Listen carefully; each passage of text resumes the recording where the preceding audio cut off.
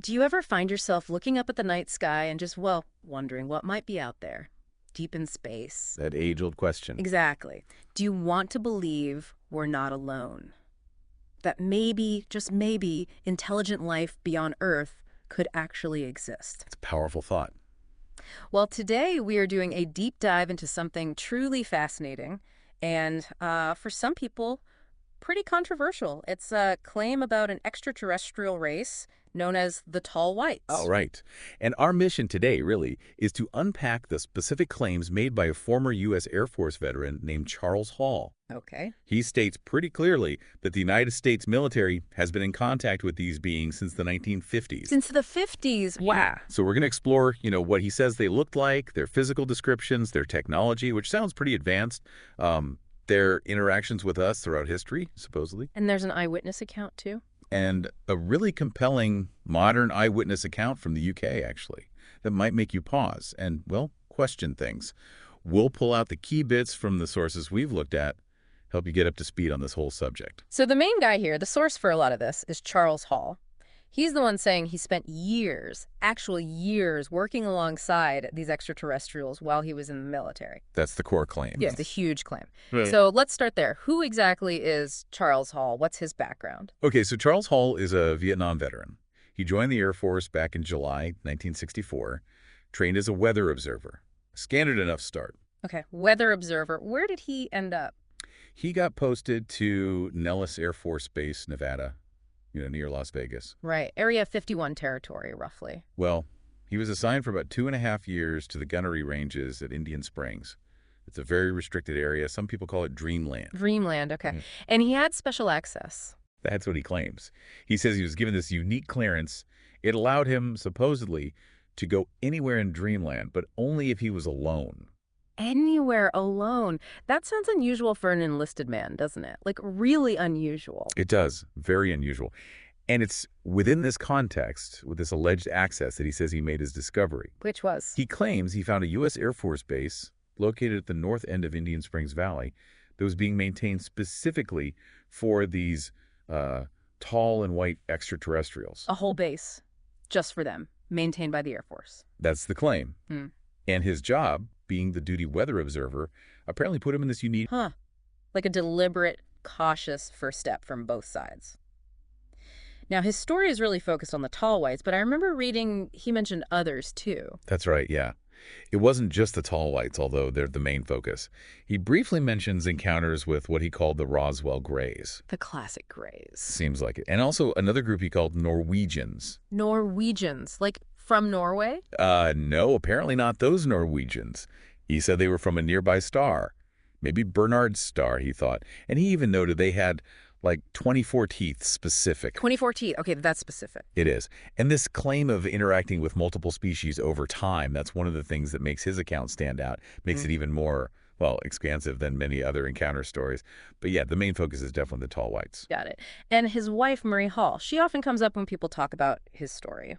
What's her take on all this? Well, Marie Hall sounds like she absolutely believes him. She mentions that Charles waited a couple of months after they got married before he told her everything. Which is interesting, Ren. Yeah, waiting to share something that huge. They've been married over, 43 years now? And she says she totally backs him up. She even mentions getting confirmation from people around the world. Her quote is pretty memorable. She says something like, "He may be a character, but I am his character reference." That's quite a statement of support. It adds that personal layer, someone living with these claims day in, day out for decades. Definitely gives it a different kind of weight. Okay, so let's get into the descriptions then. The Tall Whites themselves. Hall gives some really specific details about what they supposedly look like. He does. He describes them as humanoid. So, 2 arms, 2 legs, that basic shape.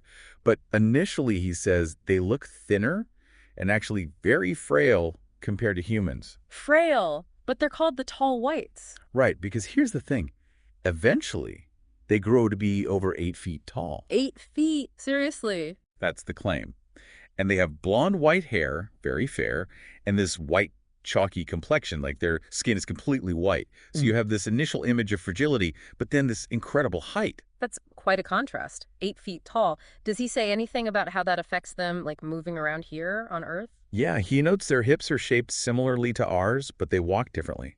He thought it was because they were used to a stronger gravity pull on their home planet. Ah, okay, adapting to our gravity. Yeah. What other physical differences did he notice? Well, a couple really specific ones. They supposedly have 28 teeth, not 32 like us. 28 teeth. And get this, their blood cells are apparently biconvex, meaning they curve outwards on both sides. Human blood cells are concave, indented. Biconvex blood cells. That's Hmm. fundamental, down to the cellular level. Exactly. It suggests a really different biology, maybe a completely separate evolutionary path or, formed in a very different environment. And their lifespan. I read it's meant to be incredibly long. Yeah, around 800 Earth years, according to Hall. Significantly longer than us. 800 years. So how does aging work for them? Is it just a slow decline? It's actually quite different and Yeah. maybe a bit tragic in a way. He says they don't really age like we do. Instead, around 400 Earth years old, halfway through their life, they go through a second stage of growth. Another growth spurt at 400. Apparently ho. And that's when they reach their full height, maybe 8.5 to 10 feet tall. 10 feet. But here's the catch. This extra growth isn't entirely beneficial. Their skeleton keeps growing, but their internal organs don't keep pace.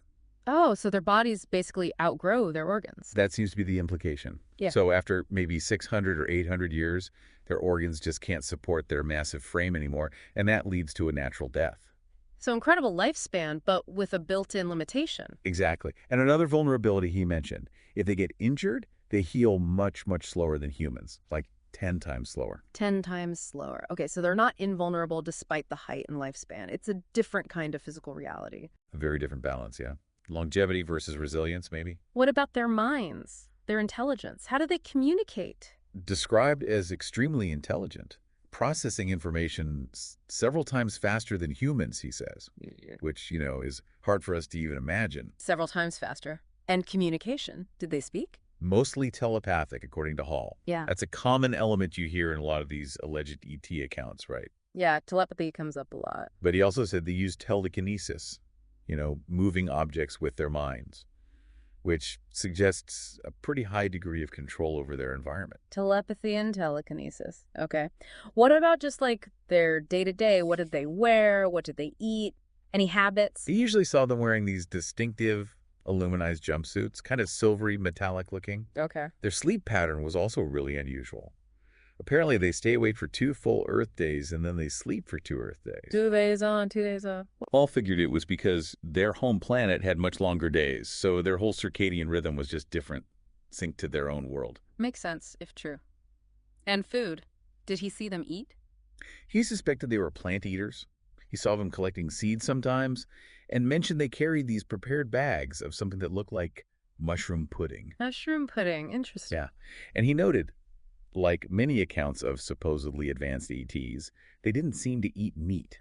Right. That vegetarian-vegan element often appears in these narratives. So we have this really detailed picture. But the big question, where are they from? Did Hall know? The exact origin, the specific planet, that remains unknown. He didn't seem to know for sure. Any clues? He did say that the star Arcturus seems to be very important to them, maybe for navigation, or maybe it has cultural significance. We don't know. Arcturus, okay. And Hall's own best guess was that their home star system was roughly 105 light years away. 105 light years. So definitely not neighbors, but cosmically speaking, not impossibly far either. Still a vast distance, requiring some serious technology to traverse. Absolutely. Which brings us to their purpose here. Given these advanced abilities, why Earth? What does Hall claim they were doing here, and what about this alleged military partnership? According to Hall, the tall whites basically use Earth as a kind of way station, a base for their deep space travels. Importantly, he states they have no ulterior motion to colonize our planet or dominate national governments. So not invaders, just visitors using Earth for logistics. That's how Hall portrays it, yes. More like cosmic truckers needing a rest stop, maybe, than colonists. Okay. And the U.S. military's role in this, you mentioned they were maintaining a base for them. What was the deal there? The deal, apparently, especially back in the mid-1960s when Hall was there, was that the U.S. Air Force was willing to give them anything they asked for. Anything? Why such generosity? To maintain good relations, basically. Yeah. And, crucially, to get access to their incredibly advanced technology. That was the prize. Ah, the classic technology exchange motivation. Makes sense from a military perspective, I suppose. Was it easy, though? Just swapping tech? Not initially, no. Hall mentioned there was a lot of mutual fear at first between the humans and the tall whites. It took time and acclimatization process before any real technology transfer could start happening properly. You'd imagine so. Fear of the unknown on both sides. But Hall said he actually sat with them, like in meetings. Yes, he claimed he saw humans and tall whites together many times, even sat with them across negotiating tables. He says they participated in classified meetings, actively helping with technology development. So real collaboration then, not just observation. Apparently so. And it went both ways to some extent. He mentioned the military definitely supplied them with any kind of food they requested, which fits with that mushroom pudding observation. Maybe they needed specific supplies. Okay, and what about their actual facilities, their repair shops or whatever they had? Did Hall get to see those up close? He claims he was the only person allowed to view their repair facilities, and even then, only from a short distance. The only one. That reinforces that test human idea, doesn't it? Giving him unique but still limited access. Exactly. It suggests a very controlled interaction, even with him. So the military was clearly very interested in their tech. What kind of advanced technology are we talking about, especially their spacecraft? Well, generally, Hall describes their technology as just way more advanced than our own, leaps and bounds ahead. Okay, but specifics. Did he see different kinds of ships? He claims he personally witnessed 3 different types of spacecraft. 3 types. What were they? First, there were small scout crafts. These were apparently nuclear-powered, and interestingly, Hall says the technology for these smaller crafts was shared with the military. So some tech transfer did happen, at least with the smaller ships. What else? Then there were the big ones, the large interstellar craft. The ones for deep space travel. Exactly. He described them as black, huge, roughly 70 feet high and 360 feet long. Capable, he said, of traveling faster than the speed of light. Faster than light. Wow. And did we get the tech for those too? Apparently not. Hall stated the technology behind those large FTL ships remains a mystery to us. Either they didn't share it, or maybe it's just so advanced we couldn't comprehend it yet. A limit to the exchange. Or maybe a technology too complex or dangerous to share. Now, these descriptions. Scout crafts. Huge interstellar ships. It sounds like science fiction, but do the sources mention any echoes of this kind of thing in, like, ancient history? They do, actually. Yeah. It's interesting how these themes resonate. The sources bring up ancient Sanskrit texts from India, for example, describing something called manas. Manas, what are they? Ancient flying vehicles, sometimes described as being controlled by the mind. They were often referred to as chariots of the gods from the skies. Chariots of the gods, controlled by the mind. Okay. And there's mention of ancient drawings that supposedly depict spacecraft resembling modern UFO descriptions. Even some interpretations in the sources look at the story of Moses, suggesting the Ark or God's presence could be seen as a type of spaceship, with angels as the crew. Okay, interpreting religious texts as spaceships is a pretty big interpretive leap, obviously. It is, absolutely. It's a specific fringe interpretation presented in the source material, looking for patterns, but it ties into this broader idea the sources explore. Could these concepts of advanced flying machines and beings from the sky be ancient? Right. And connecting that back to the tall whites specifically, Yeah. do ancient myths talk about tall white beings from the sky? Yes, that's another connection the sources draw. Beyond just modern reports like Hall's, they suggest that many historical records and myths hint at visits from white beings from above, going back thousands of years. And these myths describe them similarly to Hall's descriptions. Often, yes. Descriptions mention tall, slender beings, white skin, often blue eyes, white or fair hair. The parallels are quite striking in some cases. Can you give some examples? Where do we see these stories? Sure. Take Inca mythology in South America. They talk about the Viracocha. Viracocha, okay. They were seen as white masters who came from the skies. They supposedly shared knowledge, astronomy, calendars, craftsmanship, spiritual teachings. They were essentially considered gods. And didn't the Spanish conquistadors get mistaken for them? Exactly. That's a fascinating historical twist. Because the conquistadors had lighter skin, they were reportedly greeted as the returning Viracocha by some Inca people, which obviously had huge, complex consequences. Wow. Any other examples? In Persian mythology, you have the Ahura Mazda, described as spirits of wisdom. Again, often depicted as white spirits, flying in shining discs, sharing teachings. Shining discs, like UFOs. That's the connection people make, yeah. And then over in the Americas, the Hopi Indians have traditions about Pahana, Kana. meaning the white brother from the skies, someone who gave them spiritual and philosophical understanding. And the Hopi traditions say they still await Pahana's return. Still waiting today. Interesting. What about Asia? In India, besides the Vimanas, there are stories of the Bayu, the white gods of the wind, who shared ancient knowledge. And there's a prophecy that the god Vishnu will return, accompanied by beautiful white horses. Again, that link between white beings, the sky, and divine knowledge. So these narratives of tall, white sky beings bringing knowledge seem remarkably widespread across different cultures and times. It makes you wonder, is it just an archetype or something more? That's the core question these connections raise, isn't it? Now, moving from ancient myths to more modern rumors, there's a persistent story involving President Eisenhower and a supposed meeting. How does that connect to the tall whites?